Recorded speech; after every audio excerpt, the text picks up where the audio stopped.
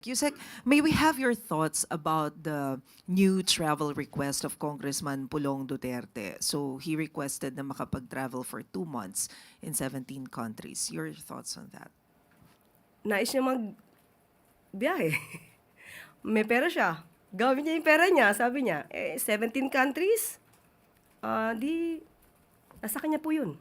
At kailangan din siguro malaman ng constituents niya, na siya ay nasa ibang bansa at nasa bakasyon ng halos more than 2 months.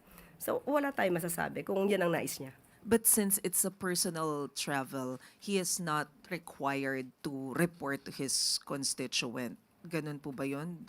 Do you find this concerning in a way? Dapat malaman ng mga constituents niya dahil more than 2 months siya mawawala.